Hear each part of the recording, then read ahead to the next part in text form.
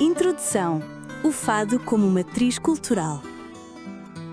A história da música popular portuguesa é, em essência, a história da própria nação a procurar, a questionar e a redefinir a sua identidade. Desde os becos mal afamados da Lisboa oitocentista até aos palcos globais do século XXI, a canção tem servido como o principal campo de batalha e de celebração onde se negociam as complexidades da alma lusitana. Neste vasto e multifacetado panorama sonoro, um género musical ergue-se não apenas como ponto de partida cronológico, mas como a matriz sentimental e cultural de tudo o que se lhe seguiu, o fado. Nascido do destino, do fatum latino que lhe dá o nome, o fado consolidou-se como a expressão primordial de um léxico emocional intrinsecamente português, articulado em torno de conceitos como a saudade, a fatalidade, a nostalgia e uma relação umbilical com o mar e a partida.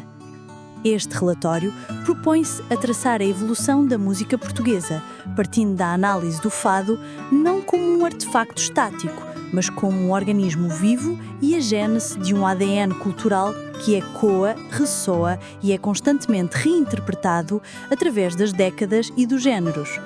A sua trajetória, de cântico marginal a canção nacional cooptada por um regime autoritário, estabeleceu um paradigma de tensão entre a expressão popular e o poder institucional, que se tornaria um tema recorrente na música portuguesa.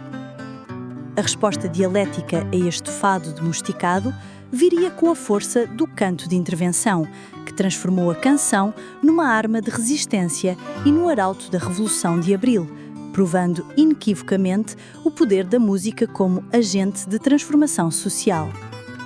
Com a conquista da democracia, a paisagem sonora de Portugal explodiu em novas direções. O boom do rock nos anos 80 marcou a transição de uma nação focada na luta coletiva para uma sociedade que explorava as ansiedades e as liberdades da identidade individual e da modernidade europeia. Os anos 90 aprofundaram esta diversificação, cartografando as novas realidades sociais do país. O hip-hop tuga deu voz às periferias e às comunidades pós-coloniais, enquanto o rock alternativo refletia a maturação cultural de uma nova classe média urbana. Finalmente, ao entrar no século XXI, a música portuguesa demonstra uma nova confiança global, reinventando as suas tradições mais profundas, como o novo fado, e criando fusões eletrónicas inovadoras que a projetam nos circuitos internacionais. Através de uma análise cronológica e temática, este documento argumenta que a evolução da música portuguesa é um espelho fiel das profundas transformações sociais, políticas e culturais do país. Cada género, cada artista e cada canção icónica serão examinados não como fenómenos isolados, mas como capítulos interligados de uma narrativa maior, a da busca incessante de Portugal pela sua própria voz num mundo em constante mudança. Do lamento da guitarra portuguesa à batida global do kuduro eletrónico, a música continua a ser o mais eloquente e visceral testemunho da alma sonora de uma nação. As origens e a consolidação do fado, século XIX, cerca de 1950. 1.1 Fatum, o nascimento de um destino cantado. A gênese do fado está envolta em mistério e debate, uma nebulosa histórica que, em si mesma, reflete a complexidade da identidade portuguesa. Longe de possuir uma única e clara certidão de nascimento, o fado emerge como um produto sincrético da Lisboa do século XIX, uma cidade portuária em plena transformação, encruzilhada de culturas e classes sociais. A própria etimologia da palavra, derivada do latim fatum, destino, sina, fatalidade, revela uma predisposição cultural profunda para os temas que viriam a definir o género. Este conceito de um destino inescapável já se encontrava firmemente enraizado no imaginário literário português séculos antes do surgimento da canção, imortalizado por poetas como Luís Vaz de Camões no século XVI e Bocage no século XVIII, que lamentavam o seu triste fado. O fado, enquanto música, deu assim voz a uma filosofia de vida latente na cultura. O seu berço não foram os salões aristocráticos, mas sim os ambientes marginais e multiculturais da capital portuguesa, no rescaldo das guerras liberais. Foi nas tabernas, bordéis e vielas dos bairros portuários como a Moraria e Alfama que esta nova forma de expressão floresceu, praticada pela escumalha lisboeta, uma população heterogénea de marineiros, prostitutas, estivadores, boleeiros e faias, rúfias e porchentas. Neste contexto de transgressão social, o fado era, na sua fase primordial, uma manifestação crua, espontânea e, segundo os padrões da época, pouco decente. Era frequentemente associada a uma dança sensual e provocadora, muito distante da postura solene que viria a caracterizá-lo mais tarde.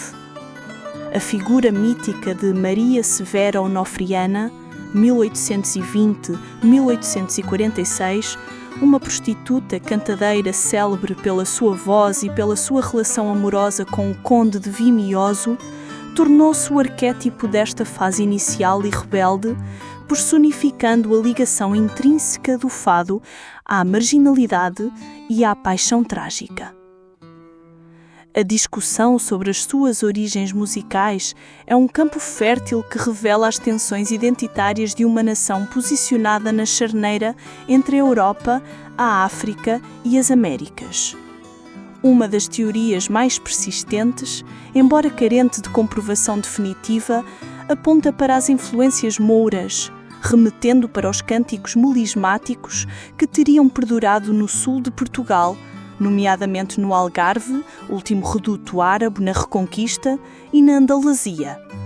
Outra corrente de investigação, defendida por musicólogos como Rui Vieira Neri, sublinha a importância do intercâmbio cultural com o Brasil.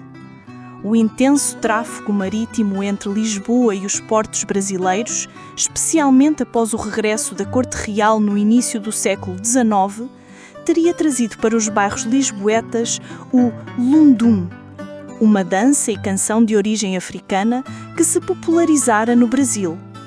Este fado dançado brasileiro, ao entrar em contacto com as tradições de canto popular portuguesas, ter-se-á moldado até adquirir uma identidade própria e lisboeta.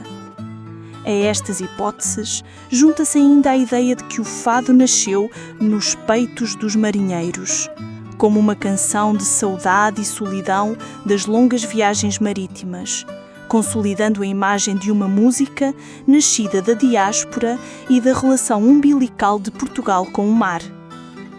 Esta multiplicidade de teorias de origem não deve ser vista como uma fraqueza académica, mas sim como a chave para a compreensão da essência do fado. O debate reflete as tensões não resolvidas da própria identidade nacional portuguesa, uma identidade forjada entre a sua herança europeia, a sua profunda ligação histórica ao Brasil e à África e o seu passado mouro, frequentemente romantizado, mas também recalcado. O fado, na sua gênese ambígua, torna-se assim um campo de batalha simbólico, um espaço sonoro onde estas narrativas concorrentes da Portugalidade se encontram e se fundem. A sua verdadeira origem não reside num único lugar, mas sim na confluência de todos eles, fazendo da canção um microcosmo da complexa e híbrida alma portuguesa. 1.2. A estrutura da saudade, instrumentação e temática. À medida que o fado evoluía das suas formas mais rudimentares e dançadas para uma canção de contornos mais definidos, cristalizou-se uma estrutura formal que se tornaria canónica. Esta estrutura, tanto a nível instrumental como matemático, foi fundamental para codificar o léxico emocional do género, transformando-o no veículo por excelência da saudade. Essa palavra de difícil tradução que encapsula uma complexa mistura de nostalgia, melancolia, anseio e a dor da ausência. O núcleo instrumental do fado assenta em trio de elementos que dialogam de forma íntima: a voz solista do ou da fadista, a guitarra portuguesa e a guitarra clássica, esta última designada nos meios fadistas por viola. Ocasionalmente um baixo acústico, ou viola baixo, junta-se ao conjunto para fornecer uma base harmónica mais robusta. A voz é o elemento central, o foco de toda a carga dramática. O fado valoriza, acima de tudo, a interpretação, a capacidade do fadista de dar cor à letra e de transmitir um sentimento genuíno que envolve e comove o ouvinte. A performance é um ato de entrega total, onde a emoção se torna palpável. No entanto, a alma sonora do fado reside inequivocamente na guitarra portuguesa. Este cordofone de 12 cordas de aço, agrupadas em 6 pares, com a sua distinta caixa de ressonância em forma de pera, não é um mero acompanhamento. É a segunda voz da canção, o contraponto melódico que comenta, sublinha e amplifica o lamento do fadista. Descendente de cistres europeus medievais, a guitarra portuguesa desenvolveu-se em Portugal ao longo do século XIX, adquirindo características únicas na sua construção, afinação e técnica de execução. O seu som é brilhante, penetrante e melancólico, e a técnica de a tocar tradicionalmente com as unhas, e não com plecto, permite uma articulação percussiva e uma expressividade dinâmica que acentuam o ritmo e a emoção do fado. A viola, por sua vez, desempenha um papel rítmico e harmónico fundamental, estabelecendo a base sobre a qual a voz e a guitarra portuguesa tecem as suas melodias. O universo temático do fado é um reflexo direto do seu contexto social de origem e da sua filosofia fatalista. Os temas mais recorrentes são a saudade, a nostalgia de um passado perdido, os desgostos de amor, o ciúme, a morte e, acima de tudo, a aceitação de um destino imutável. O fado canta a condição humana a partir de uma perspectiva de resignação melancólica, onde a felicidade é efêmera e a dor é uma constante.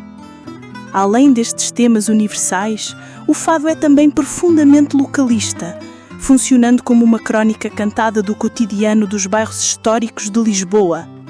As suas letras descrevem pequenas histórias, personagens típicas, as ruas, as tascas e as conquistas e derrotas da vida urbana. Mesmo as lidas cauromáquicas, outro pilar da cultura popular lisboeta, encontram o seu lugar no repertório fadista. Esta diversidade estilística demonstra a vitalidade e a capacidade de adaptação do fado, que, apesar de assentar numa estrutura formal reconhecível, nunca deixou de ser um género plural e em evolução. 1.3. A institucionalização e a apropriação pelo Estado Novo. A transição do fado de uma subcultura marginal para um símbolo nacional é um dos processos mais significativos e complexos da história da música portuguesa. Este percurso, que se desenrolou nas primeiras décadas do século XX, culminou na sua apropriação pelo regime autoritário do Estado Novo, que o transformou numa ferramenta de política cultural. Este processo, embora tenha garantido a sobrevivência e a popularização do fado, fê-lo ao custo da sua neutralização política e da supressão do seu espírito transgressor original. A ascensão do fado dos bairros populares para um público mais vasto começou no final do século XIX e início do século XX, através de novos espaços de performance que o levaram para além das tabernas. O teatro de revista, uma forma de vaudeville muito popular em Lisboa, foi um dos principais veículos desta divulgação. Nos palcos do teatro, o fado era orquestrado, ganhava refrão e era cantado por atrizes famosas, o que lhe conferiu uma nova legitimidade e visibilidade. Paralelamente, assistiu-se à proliferação das casas de fado, estabelecimentos comerciais concentrados sobretudo no Bairro Alto a partir dos anos 30, que apresentavam elencos fixos de fadistas e músicos profissionais. A par destes novos palcos, a emergência de uma imprensa especializada, a gravação de discos e a sua difusão através da rádio contribuíram para a sua consagração popular. Esta transição para o circuito comercial e mediático teve consequências profundas na própria natureza do fado. A necessidade de criar repertórios fixos e de agradar a um público mais vasto levou a um progressivo abandono da improvisação, que era uma característica central do fado vadio. A profissionalização exigiu uma especialização de intérpretes, autores e músicos, e as gravações discográficas e as emissões de rádio criaram modelos interpretativos que se impuseram como padrão, limitando a diversidade performativa das origens. O fado estava a ser limpo e formatado para consumo em massa. Foi este fado, já em processo de domesticação, que o Estado Novo de António de Oliveira Salazar encontrou e cooptou para os seus fins ideológicos. O regime, que procurava promover uma identidade nacional baseada nos valores de Deus, pátria e família, viu no fado uma expressão cultural que, devidamente filtrada, podia veicular a sua visão de um Portugal conservador, rural, católico e conformado com o seu destino. O fado foi elevado à condição de canção nacional, mas esta promoção veio acompanhada de um apertado controlo.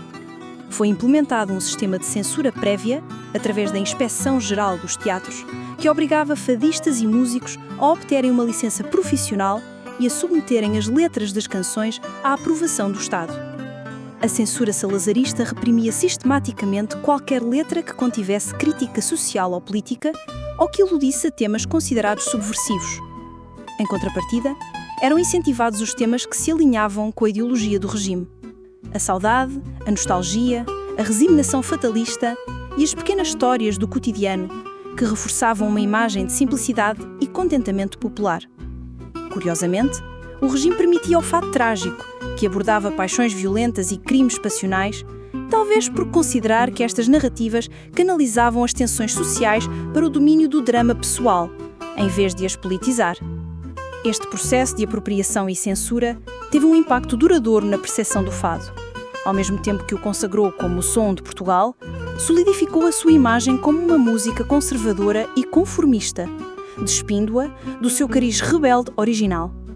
Esta domesticação da transgressão foi um ato de engenharia cultural que salvou o fado da obscuridade, mas que, paradoxalmente, criou a imagem de conservadorismo contra a qual a geração da música de intervenção se viria a insurgir de forma veemente. Seção 2.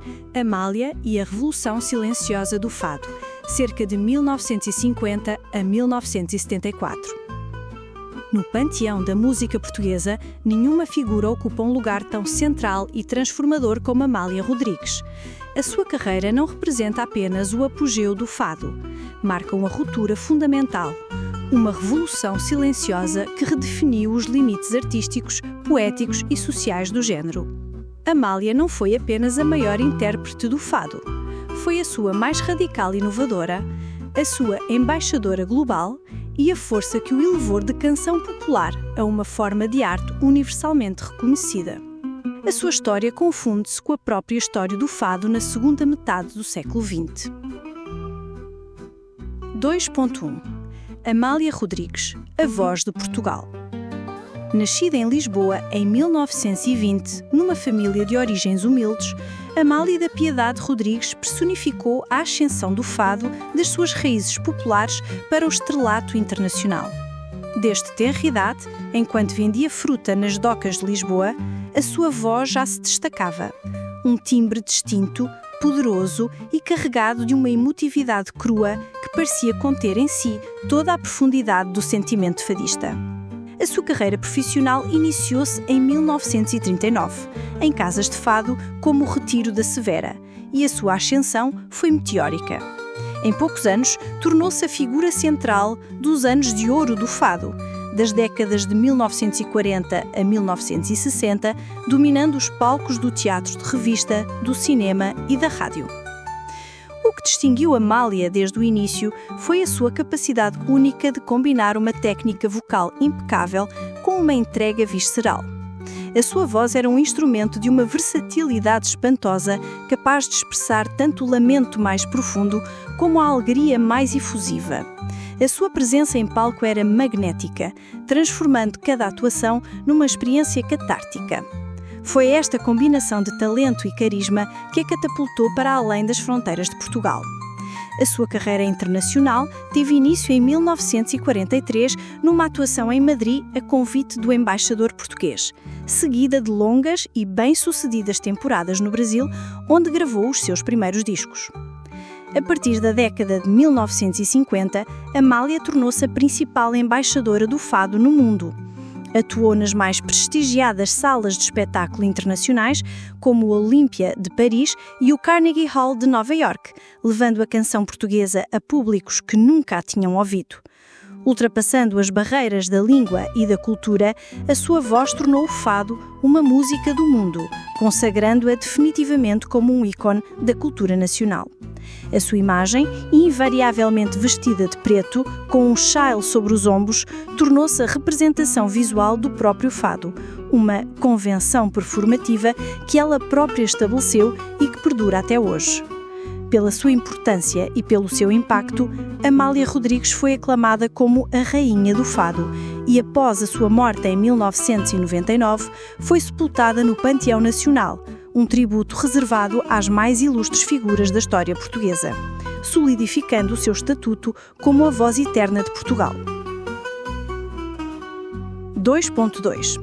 A inovação poética e musical. Cantando os poetas. A verdadeira revolução de Amália Rodrigues não se limitou à sua inigualável capacidade interpretativa ou à sua projeção internacional. O seu legado mais profundo e duradouro reside na ousadia com que quebrou as convenções do fado tradicional, elevando-o a um novo patamar de sofisticação poética e musical. Antes de Amália, o repertório do fado cingia-se a temáticas do cotidiano, das paixões populares e das crónicas do bairro, com uma estrutura musical relativamente fixa. Amália, impulsionada pela sua intuição artística e pela colaboração com mentes criativas, abriu as portas do fado à grande poesia e a novas sonoridades. O ponto de viragem decisivo foi o encontro com o compositor franco-português Alain Allman, no fim da década de 1950. Allman, um intelectual com uma formação musical erudita, viu em Amália o veículo perfeito para uma renovação estética do fado. Começou a compor para ela melodias que se afastavam das estruturas tradicionais do fado, musicando poemas de alguns dos maiores poetas da língua portuguesa, tanto clássicos como contemporâneos.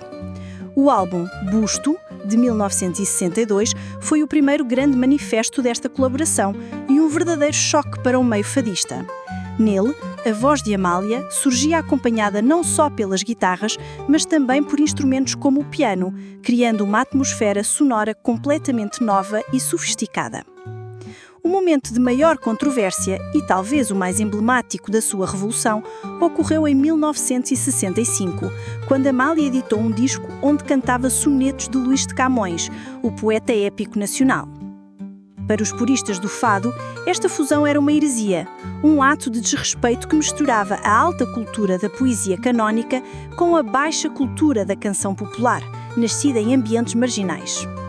A polémica foi imensa, com intelectuais e críticos a dividirem-se ferozmente entre o aplauso à inovação e a condenação da profanação.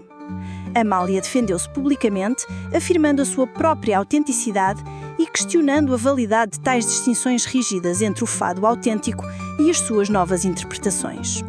Com este ato de coragem artística, Amália não só legitimou o fado como um veículo para a grande poesia, como também redefiniu o que o género podia ser. Esta abertura à poesia erudita não se limitou aos clássicos. Amália passou a dar voz a muitos dos mais importantes poetas contemporâneos, como David Mourão Ferreiro, Pedro Homem de Melo, José Régio, Alexandre Aunil e Manuel Alegre. É aqui que a sua carreira revela uma complexa e ambígua dimensão política. Embora fosse frequentemente associada ao Estado Novo, que a promovia como um símbolo nacional, a escolha de cantar poetas conhecidos pela sua oposição ao regime salazarista era um ato subtil, mas poderoso de subversão. Usando o seu estatuto de ícone intocável, Amália deu uma plataforma de massas a vozes dissidentes, fazendo com que as suas palavras chegassem a um público vastíssimo, de uma forma que mais nenhum artista conseguiria. Foi uma rebelião velada, travada no campo da arte, que demonstrou a sua independência e a sua complexa navegação do tenso panorama político da época. Canções icónicas como Com Que Voz, Camões ou Povo que Lavas no Rio, Pedro Homem de Mel ou Barco Negro, David Mourão Ferreiro, são testemunho imortal desta revolução que transformou para sempre a paisagem do fado e da música portuguesa. Secção 3. O canto como arma, música de intervenção e a Revolução de Abril, 1960-1980. Enquanto Amália Rodrigues operava uma revolução estética a partir de dentro do fado, uma outra revolução, de cariz abertamente político e social, germinava nos meios universitários e intelectuais de Portugal. Em oposição direta ao fado institucionalizado e percebido como conformista pelo Estado Novo, emergiu nas décadas de 1960 e 1970 um novo movimento musical conhecido como música de intervenção ou canto de protesto. Este movimento transformou a canção numa arma de consciencialização e resistência contra a ditadura, a censura e a guerra colonial, culminando no seu papel central e operacional na Revolução de 25 de Abril de 1974. 3.1. A canção de protesto contra a ditadura. A música de intervenção surgiu como a antítese deliberada do fado cooptado pelo regime. Se o fado salazarista cantava a resignação, a saudade e um destino imutável, a canção de protesto cantava a esperança, a ação e a urgência da mudança. Onde o fado olhava para dentro e para o passado, a nova canção olhava para fora, para os problemas sociais do presente e para a frente, para um futuro de liberdade. Este antagonismo criou uma poderosa dialética cultural que espelhava a clivagem política da sociedade portuguesa. De um lado, o Portugal oficial, representado pelo fado. Do outro, o Portugal da resistência, que encontrou a sua voz na música de intervenção. Este movimento ganhou uma crescente popularidade junto das juventudes universitárias e dos segmentos da oposição, que viam no fado um símbolo do atraso político e cultural do país. Os seus principais protagonistas foram cantores-compositores que combinaram o ativismo político com a criação artística, enfrentando frequentemente a perseguição da polícia política, PIDE, a censura e o exílio. Nomes como José Afonso, conhecido como Zeca Afonso, Sérgio Godinho, José Mário Branco, Adriano Corrêa de Oliveira, Luís Cília, Manuel Freire e Francisco Fanhás tornaram-se as vozes de uma geração que ansiava pela democracia. Musicalmente, estes artistas beberam de diversas fontes. Muitos partiram das tradições da música popular e folclórica portuguesa, reinventando-as com novas harmonias e, sobretudo, com novas palavras. A cidade de Coimbra, com a sua forte tradição de fado académico, tornou-se num dos principais focos de irradiação deste movimento. Zeca Afonso e Adriano Corrêa de Oliveira, ambos ligados à vida académica da cidade, foram pioneiros na transformação do fado de Coimbra, despindo-o do seu lirismo romântico e injetando-lhe uma forte consciência social e política. As suas canções, e as de outros, abordavam temas proibidos: a pobreza, a exploração dos trabalhadores, a repressão política e, de forma cada vez mais premente, a injustiça da guerra colonial, que desde 1961 ceifava a vida de milhares de jovens portugueses em África. Para contornar a omnipresente censura, os letristas recorreram frequentemente à metáfora e à linguagem poética, criando textos de uma subtileza notável, cujas mensagens de contestação eram perfeitamente compreendidas pelo seu público. Canções como Os Vampiros, de Zeca Afonso, que descrevia metaforicamente os governantes como criaturas que comem tudo e não deixam nada, ou A Trova do Vento que Passa, de Adriano Corrêa de Oliveira, com o poema de Manuel Alegre, com o seu refrão Há sempre alguém que resiste, há sempre alguém que diz não, tornaram-se hinos clandestinos de resistência, partilhados em sessões secretas e em discos que circulavam de mão em mão. 3.2. Grândola, Vila Morena, a senha para a liberdade. De todo o vasto repertório da música de intervenção, nenhuma canção alcançou o estatuto icónico e o impacto histórico de Grândola, Vila Morena. Composta por Zeca Afonso e incluída no seu álbum de 1971, Cantigas do Maio, esta canção transcendeu o seu propósito artístico para se tornar uma ferramenta operacional, o sinal codificado que desencadeou a Revolução dos Cravos. Este facto representa um dos exemplos mais diretos e dramáticos na história mundial do poder da música como catalisador de mudança política. A inspiração para a canção surgiu em maio de 1964, após Zeca Afonso ter atuado na Sociedade Musical Fraternidade Operária Grandulense, na Vila Alentejana de Grândola. Profundamente impressionado pelo espírito de solidariedade, igualdade e fraternidade que sentiu naquela comunidade operária, Afonso escreveu um poema em sua homenagem. A letra evoca essa atmosfera com versos simples e poderosos. Grândola, Vila Morena, terra da fraternidade, o povo é quem mais ordena dentro de ti, ó cidade. Musicalmente, a canção foi estruturada para evocar o canto alentejano, um canto coral polifónico tradicional da região, com a sugestão do produtor José Mário Branco de repetir cada quadra invertendo a ordem dos versos, o que reforçou o seu caráter coletivo e popular. A sua escolha como senha para a Revolução foi um ato de profunda simbologia. O movimento das Forças Armadas, MFA, o grupo de militares que planeou o golpe de Estado, necessitava de um sinal inequívoco e secreto para coordenar o início das operações militares por todo o país. Foram escolhidas 2 canções para serem transmitidas pela rádio. A primeira, e depois do adeus de Paulo de Carvalho, a canção que representara Portugal no Festival da Eurovisão nesse ano, foi emitida às 22h55 do dia 24 de abril de 1974, servindo como um primeiro alerta para os quartéis se prepararem. A segunda e definitiva senha que daria a ordem de avanço foi Grândola, Vila Morena. Às 0h20 do dia 25 de abril, a canção de Zeca Afonso ecoou nas ondas da Rádio Renascença e as tropas saíram para a rua, dando início à Revolução que poria fim a 48 anos de ditadura. A escolha de uma canção de um dos mais notórios opositores do regime para o seu depor foi um ato que uniu indelevelmente a resistência cultural e a ação militar.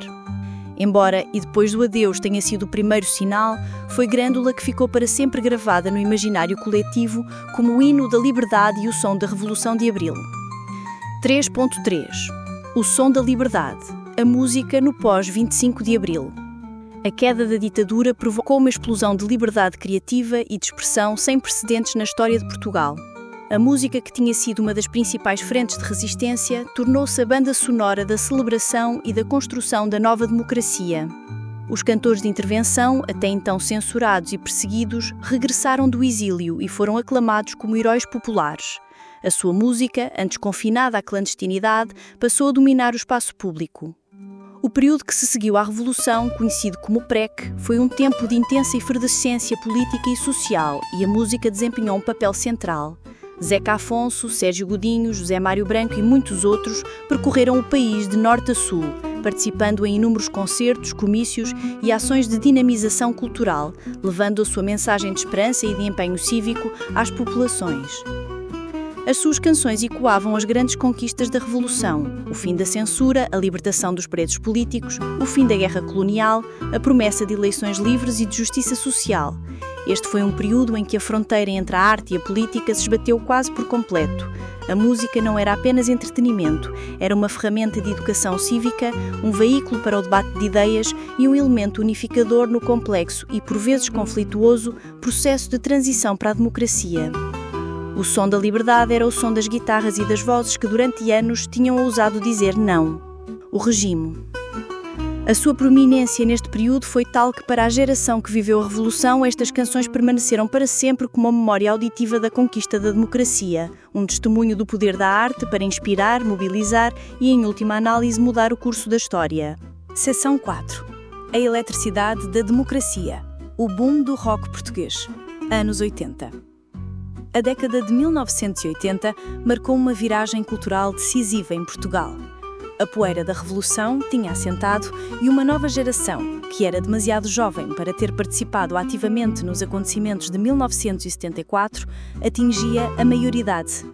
Esta geração, nascida sob a ditadura, mas criada em liberdade, tinha anseios e preocupações distintas das dos seus pais. Menos focada na luta política coletiva e mais voltada para as questões da identidade individual, da modernidade e da integração num contexto cultural europeu e global, encontrou no rock a sua linguagem de eleição. O chamado boom do rock português não foi apenas um fenómeno musical, foi um rito de passagem cultural que deu som à transição de Portugal de um país isolado e revolucionário para uma democracia moderna e cosmopolita. 4.1. Hard rock. A Pedrada no Charco. O marco zero desta nova era musical é universalmente atribuído ao lançamento, em julho de 1980, do álbum de estreia de um jovem músico do Porto, Rui Veloso. Intitulado, premonitoriamente, Hard Rock, o disco foi o epicentro do terremoto que abalou a música portuguesa, catalisando o boom do rock e mudando para sempre a paisagem sonora do país. O seu impacto foi tão imediato quanto inesperado, provando que existia um público massivo e ávido por uma música que falasse a sua língua e refletisse as suas experiências. O sucesso estrondoso do álbum foi impulsionado pelo single Chico Fininho. Com uma letra mordaz e coloquial de Carlos T., a canção era um retrato cru e sem moralismos de um pequeno traficante e toxicodependente, freak da cantareira das ruas do Porto. A sua linguagem, pejada de calão, e o seu som, um blues rock enérgico e contagiante, capturaram de forma perfeita o zeitgeist de uma juventude que se despia dos formalismos do passado e abraçava uma nova atitude descomplexada. A canção tornou-se um hino instantâneo, não por ter uma mensagem política explícita, mas por representar uma libertação de outra ordem. A liberdade de falar sobre o cotidiano urbano, com as suas marginalidades e idiosincrasias, de uma forma direta e autêntica. O contributo mais revolucionário da hard rock foi, no entanto, a sua afirmação do português como uma língua viável e potente para o rock. Até então, prevalecia a ideia de que o rock, um género de matriz anglo-americana, só soava bem em inglês. Muitas das primeiras bandas de rock portuguesas cantavam em inglês, o que limitava a sua capacidade de conexão com o grande público. A decisão de Rui Veloso e Carlos T. de escreverem na sua língua materna, uma aposta incentivada por figuras visionárias da indústria discográfica como António Avelar de Pinho, quebrou este tabu de forma definitiva. Hard rock demonstrou que era possível ser-se simultaneamente moderno e português, participando na cultura rock global sem abdicar da identidade linguística. Este ato de nacionalização do rock abriu as portas a uma miríade de outras bandas e artistas, garantindo a viabilidade comercial e a relevância cultural do género em Portugal. O rock deixou de ser um fenómeno de nicho para se tornar a principal corrente da música popular portuguesa da década. 4.2 Os pilares do rock nacional, Chutes e Pontapés e GNR. Na esteira do sucesso de Rui Veloso, a década de 80 assistiu à emergência de uma vaga de novas bandas que consolidaram o rock como a força dominante da música portuguesa. Entre elas, duas destacaram-se pela sua longevidade, influência e capacidade de criar uma ligação profunda com o público, tornando-se verdadeiras instituições nacionais. Os Chutes e Pontapés e o GNR, Grupo Novo Rock. Embora partilhassem o rótulo de rock português, representavam duas abordagens distintas e complementares ao género, definindo os polos da nova cena musical. Os Chutes e Pontapés, formados em Lisboa em 1978 e com o seu concerto de estreia em janeiro de 1979, encarnaram a essência mais visceral e energética do rock and roll. Com influências do punk e do rock de garagem, a sua música era direta, crua e poderosa.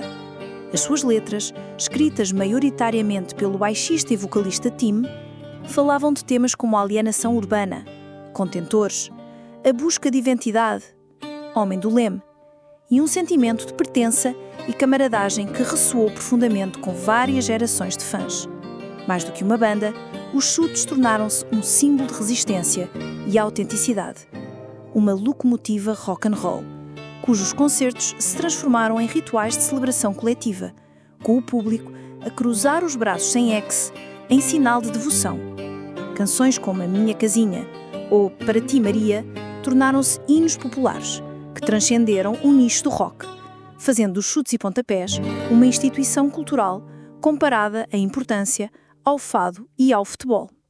Em contraponto à energia de rua dos Chutes, os GNR, formados no Porto em 1980, ofereceram uma visão do rock mais artística, irónica e intelectualizada. Com as suas raízes no pós-punk e na new wave, a sua sonoridade era mais experimental e as suas composições musicalmente mais complexas. A grande figura da banda era o letrista e vocalista Rui Reininho, um performer carismático e provocador, cujas letras eram marcadas por um humor surreal, sarcasmo e um jogo de palavras sofisticado. Desde o início, os GNR cultivaram a controvérsia, a começar pelo próprio nome, uma sigla que coincidia com a da Guarda Nacional Republicana, o que lhes causou problemas com as autoridades. Os seus primeiros singles, como o politicamente satírico Portugal na CE, refletiam uma crítica social mordaz. Ao longo da década, evoluíram para uma sonoridade mais pop, mas sem nunca perderem a sua originalidade, alcançando um sucesso massivo com álbuns como Psicopátria, 1986, e Valsa dos Detetives, 1989, e com canções intemporais como Dunas, Efetivamente e Pronúncia do Norte, que se tornaram clássicos da rádio e da cultura popular portuguesa. A emergência destes dois pilares, à par de outras bandas importantes como os UHF ou os Heróis do Mar, ilustra a riqueza e diversidade do boom do rock. Este movimento reflete uma mudança fundamental na sociedade portuguesa, da esfera do coletivo para a do individual. Se a música de intervenção se focava na libertação nacional e na luta do povo, o rock dos anos 80 debruçava-se sobre as experiências, frustrações e alegrias do indivíduo na nova sociedade democrática. Foi a banda sonora da passagem para um Portugal mobilizado por um projeto político, para um Portugal onde as identidades pessoais e as subculturas juvenis assumiam o protagonismo. Secção 5. A expansão de fronteiras, hip-hop e alternativos. Anos 90. A década de 1990 representou um período de profunda maturação e diversificação para a sociedade e cultura portuguesas. O país, já firmemente integrado na comunidade europeia, vivia um período de crescimento económico e de crescente complexidade social. Esta nova realidade refletiu-se de forma direta na música, que se fragmentou numa multiplicidade de géneros e subculturas, abandonando a relativa hegemonia do rock da década anterior. A música dos anos 90 funcionou como uma verdadeira cartografia social, dando voz a novas comunidades e a novas sensibilidades. Dois movimentos, em particular, definiram esta era: o nascimento do hip-hop tuga, que deu visibilidade às periferias urbanas e às realidades pós-coloniais, e a consolidação de uma cena de rock alternativo, que expressava as inquietações de uma geração mais introspectiva e artisticamente exigente. 5.1. A rima da margem sul. O nascimento do hip-hop tuga. O surgimento do hip-hop em Portugal foi um dos fenómenos culturais mais significativos do final do século XX, marcando a entrada em cena de uma voz até então silenciada. A cultura hip-hop, com os seus 4 elementos, rap, DJing, breakdancing e graffiti, chegou a Portugal no final dos anos 80, através de canais como a Base Militar Americana das Lajes, nos Açores, e programas de rádio pioneiros como o Mercado Negro, que divulgavam os sons que vinham dos Estados Unidos. No entanto, foi nos bairros e projetos de habitação social da periferia de Lisboa, em particular na margem sul do Tejo, concelhos como Almada e Seixal, que o movimento encontrou o seu terreno mais fértil. O hip-hop tuga, termo coloquial para designar o hip-hop português, foi, na sua gênese, a expressão das comunidades de imigrantes e afrodescendentes maioritariamente oriundos das ex-colónias africanas, Angola, Cabo Verde, Moçambique, Guiné-Bissau e São Tomé e Príncipe. Para os jovens destas comunidades, que enfrentavam cotidianamente o desemprego, a exclusão social e o racismo, o hip-hop tornou-se uma poderosa linguagem de resistência. O rap ofereceu-lhes uma ferramenta para narrarem as suas próprias histórias, para denunciarem as injustiças e para afirmarem a sua identidade num país que muitas vezes os invisibilizava. Inicialmente, muitos destes jovens rimavam em crioulo ou noutras línguas africanas, como forma de demarcação cultural e de reforço da sua pertença a uma nação própria, em contraste com a cultura dominante de língua portuguesa.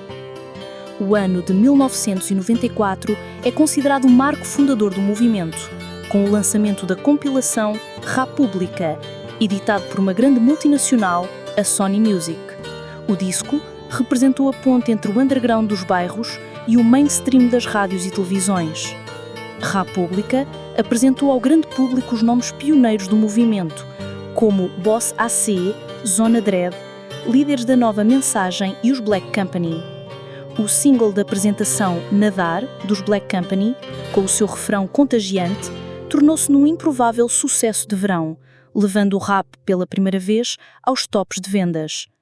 Este sucesso comercial, no entanto, encapsulou uma tensão que marcaria a evolução do género, o dilema entre a autenticidade da mensagem de rua e as concessões necessárias para alcançar um público mais vasto. Ao mesmo tempo que República era um documento vital de uma cultura marginal, o seu sucesso pop arriscava a diluir a sua carga política e social. Figuras como General D, um rapper moçambicano, foram cruciais para manter viva uma vertente mais politizada e de crítica social, estabelecendo as bases para uma linhagem de rap consciente que seria seguida por artistas como o Chulage e Valete. 5.2 Novos acordes para uma nova geração. O rock alternativo. Enquanto o hip-hop dava voz às periferias, o ecossistema do rock português também evoluía para além das fórmulas de sucesso dos anos 80. A década de 90 assistiu à consolidação de uma cena alternativa, influenciada por tendências internacionais como o grunge, o indie rock e o post-rock. Esta nova vaga de bandas procurava sonoridades mais experimentais, estruturas musicais menos convencionais e uma abordagem lírica mais poética, complexa e introspectiva. A banda mais emblemática e influente desta corrente foi, sem dúvida, os Ornatos Violeta. Originários do Porto, o quinteto teve uma carreira relativamente curta, 1991 a 2002, e editou apenas 2 álbuns de estúdio, mas o seu impacto foi imenso e duradouro, tornando-se uma das bandas de culto mais veneradas da música portuguesa. A sua música era uma fusão única e inclassificável de rock alternativo com elementos de funk, jazz e ska, servindo de base para as letras surreais, irónicas e profundamente poéticas do vocalista Manel Cruz. O seu primeiro álbum, Cão, 1997, já demonstrava a sua originalidade, mas foi com o segundo, O Monstro Precisa de Amigos, 1999, que atingiram o estatuto de obra-prima. Canções como Ouvi Dizer ou Capital Romance tornaram-se hinos geracionais, capturando a melancolia, a confusão e a beleza da transição para a vida adulta. A par dos Ornatos Violeta, outras bandas contribuíram para a riqueza da cena alternativa.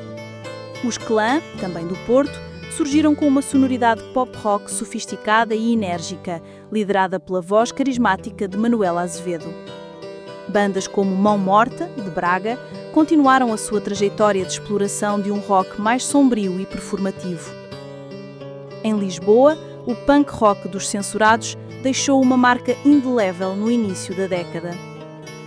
Simultaneamente, artistas que vinham de outras tradições também se aventuraram por caminhos alternativos.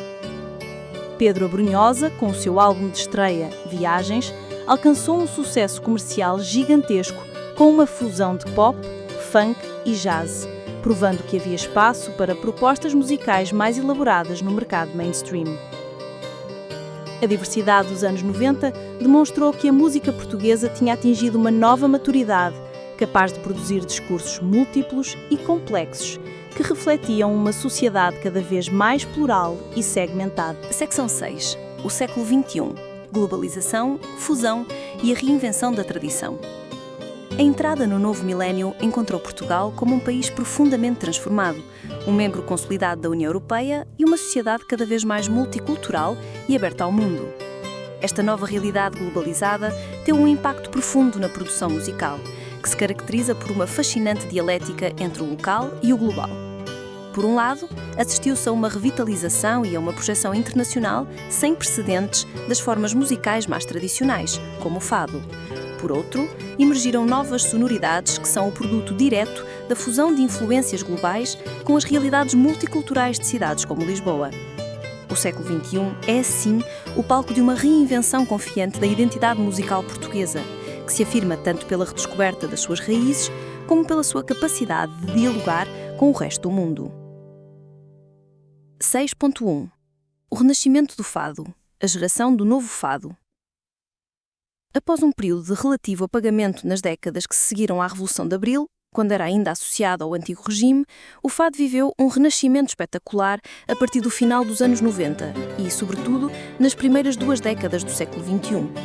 Este ressurgimento foi protagonizado por uma nova geração de intérpretes, nascidos e criados em democracia, que abordaram um género sem o peso ideológico que marcara a geração dos seus pais. Estes artistas souberam combinar um profundo respeito pela tradição com uma sensibilidade contemporânea, resultando no que veio a ser conhecido como Novo Fado. Este novo fado não é um estilo monolítico, mas sim um movimento heterogéneo, caracterizado pela diversidade estética e pela abertura a novas influências. Mantendo o núcleo instrumental da voz, guitarra portuguesa e viola, estes novos fadistas exploraram arranjos musicais mais sofisticados, absorveram influências de outros géneros como o jazz, a música clássica ou a pop e colaboraram com músicos de diferentes áreas. O resultado é um fado que, sem perder a sua essência melancólica e a sua profundidade emocional, se apresenta com uma roupagem sonora mais polida e universal, adequada às grandes salas de concerto internacionais. As figuras centrais desta renovação tornaram-se embaixadores da cultura portuguesa no mundo. Marisa, com a sua presença de palco imperial e a sua voz poderosa, foi talvez a primeira a alcançar um estrelato global massivo, sendo frequentemente apontada como a sucessora de Amália.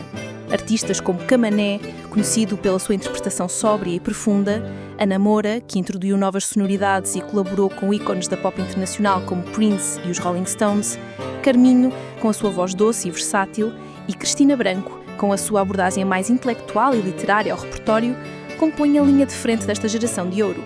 O seu sucesso internacional foi crucial para a mudança de percepção do fado, tanto dentro como fora de Portugal. A consagração final deste renascimento ocorreu em 2011, quando o fado foi inscrito na lista de Património Cultural Imaterial da Humanidade pela Unesco, um reconhecimento que validou a sua importância universal e o trabalho desta nova geração na sua preservação e renovação.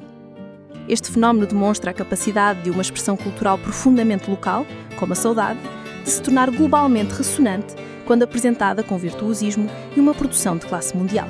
6.2 Da Amadora para o Mundo. Buraca Som Sistema e a fusão eletrónica. Se o novo fado representou a globalização da tradição portuguesa, o coletivo Buraca Som Sistema simbolizou a emergência de uma nova identidade portuguesa, forjada na confluência da cultura global com as realidades pós-coloniais dos subúrbios de Lisboa. Formados em 2006 na Amadora, um concelho da periferia da capital com uma forte presença de comunidades afrodescendentes, os Buraca Som Sistema criaram uma sonoridade explosiva e inovadora que os catapultou para os palcos dos maiores festivais de música do mundo. A sua música era uma fusão de alta voltagem entre o Kuduro, um género de música e dança eletrónica de ritmo acelerado, nascido nos bairros de Luanda, em Angola, e as tendências mais avançadas da dance music europeia, como o techno, o breakbeat e o grime. O resultado, que eles próprios apelidaram de Kuduro progressivo, era um som cru, percussivo e visceral, pensado para a pista de dança, que capturava a energia vibrante e o intercâmbio cultural que fervilhava na área metropolitana de Lisboa. Canções como Iá e, sobretudo, Kalemba, Weg Weg, tornaram sucessos globais, levando o som dos subúrbios portugueses a um público internacional massivo. O sucesso dos Buraca Som Sistema é emblemático de uma mudança fundamental no posicionamento cultural de Portugal.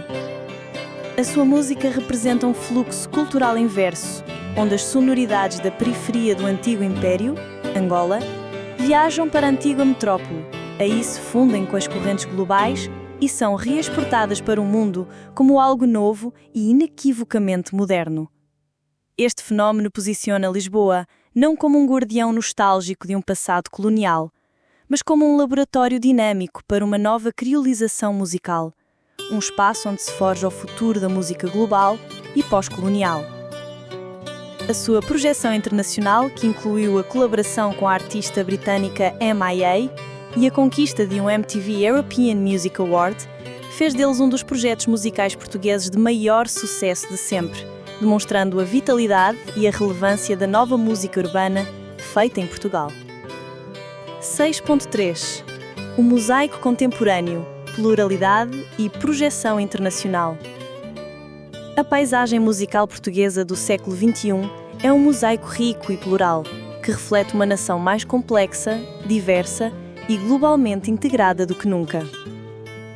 Para além da revitalização do fado e da fusão eletrónica, a cena contemporânea é caracterizada por uma multiplicidade de géneros e tendências que coexistem e, frequentemente, se interpenetram.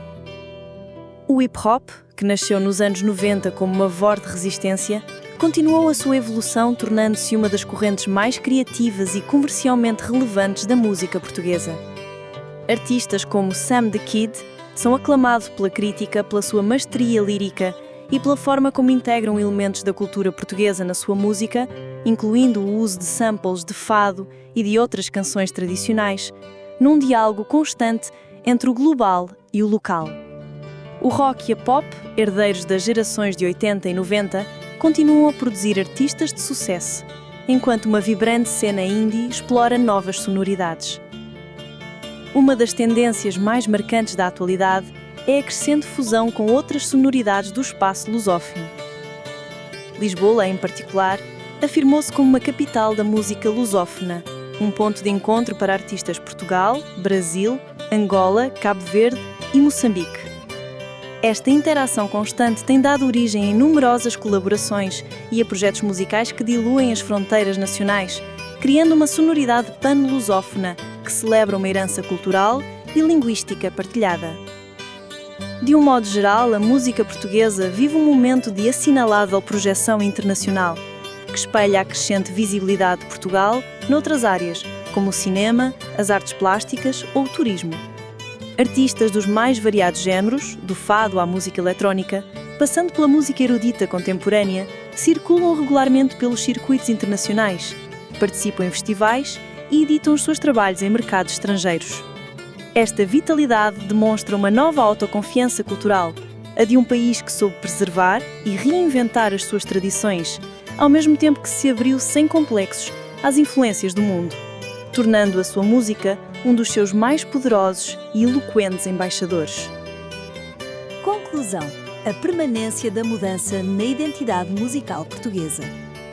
A jornada pela evolução da música portuguesa, desde o lamento fatalista do fado, nascido nos becos de Lisboa, até às batidas globais e híbridas do século XXI, revela uma narrativa de extraordinária resiliência, adaptação e reinvenção. Mais do que uma sucessão de géneros e estilos, o que se observa é um diálogo contínuo e por vezes tenso entre a tradição e a modernidade, o local e o global, a introspeção melancólica e a afirmação política. A música em Portugal tem sido consistentemente o espelho mais fiel e o motor mais potente das transformações da identidade nacional. O fado, como matriz primordial, estabeleceu um léxico emocional, a saudade, o destino, a relação com a partida, que de forma explícita ou subterrânea nunca deixou de ecoar na alma sonora do país. A sua própria história, de cântico marginal a símbolo nacional domesticado pelo Estado Novo, prefigurou a dialética central da cultura portuguesa, a luta pela apropriação da sua própria voz.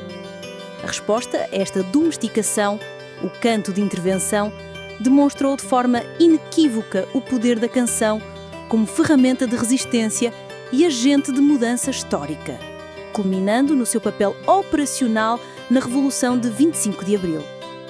A liberdade conquistada abriu as comportas a uma explosão de novas linguagens. O rock dos anos 80 foi o rito de passagem para uma modernidade europeia, trocando a épica coletiva da Revolução pelas crónicas individuais da vida em democracia. Os anos 90 cartografaram uma sociedade mais complexa e plural, com o hip-hop tuga a dar voz às periferias pós-coloniais e o rock alternativo a explorar as ansiedades de uma cultura em maturação. Cada década, cada movimento, renegociou o que significava ser português através da música. Hoje, a paisagem musical portuguesa é um mosaico vibrante que reflete um país finalmente confortável com a sua complexidade.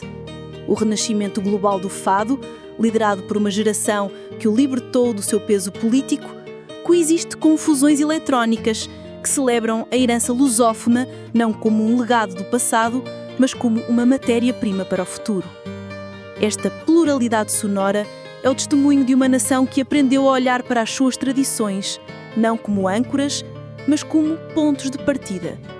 A música portuguesa contemporânea, na sua diversidade, representa um Portugal mais multicultural, cosmopolita e globalmente integrado do que em qualquer outro momento da sua história, e continua a ser a sua mais poderosa e universal embaixadora, provando que a alma sonora de uma nação não reside na imutabilidade, mas na sua infinita capacidade de se transformar.